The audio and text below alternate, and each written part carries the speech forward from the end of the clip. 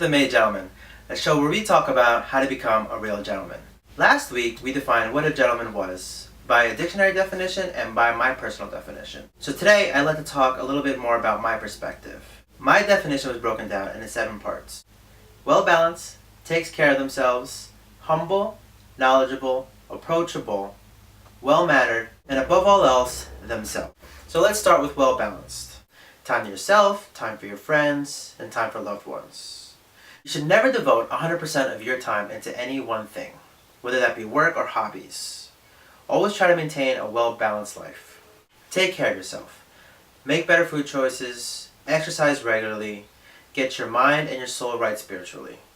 And you would be surprised on what that does to improve one's life. Well-mannered. This is such a pet peeve of mine, because manners have been dwindling away over the years. Let's start with the basics, like saying please, thank you, you're welcome, and excuse me. Those simple words can go such a long way.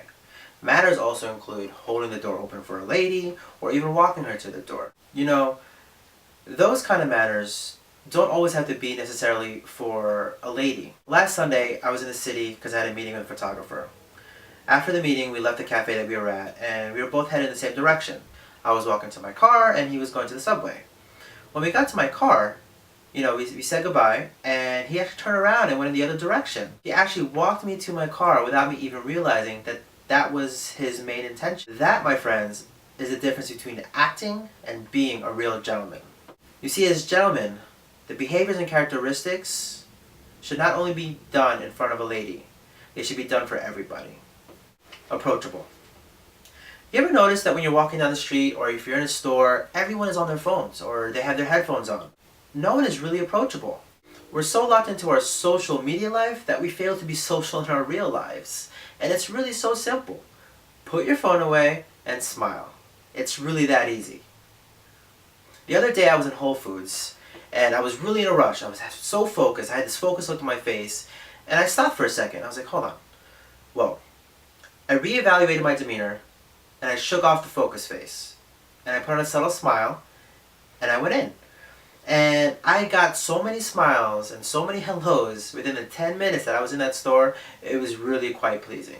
You see, you have the ability to control how you look and how you present yourself and the mood that you're currently in. It's really that simple. You change it at the snap of a finger. Humble. You can be the smartest person in the world, or even the strongest. You can be the best at whatever you do, but there's no need to boast about it. Let your actions speak for you, not your words. And lastly, but certainly not least, be yourself. That is really self-explainable, and it reminds me of a quote by Oscar Wilde, in which he says, be yourself because everyone else is taken. It's that simple. Don't aspire to be someone that you're not, aspire to be a better you. And that's what I'm hoping to do with this show, is to help you guys be a better you. In turn, it'll help you become a real gentleman, an authentic gentleman, not just acting like one. Before I end the show, I also want to touch upon the difference between a nice guy and a gentleman. You see, a nice guy has a negative connotation behind it. Most nice guys are pushovers. A gentleman is not a pushover. A gentleman is confident. A gentleman knows what he wants. A gentleman will stand up for what he believes. All while being very respectful. So that's the show for today. I hope you guys enjoyed. I hope you guys got something out of it. Don't forget to subscribe. And also follow me on Twitter, @MadeGentleman. Take care and I'll see you guys next time.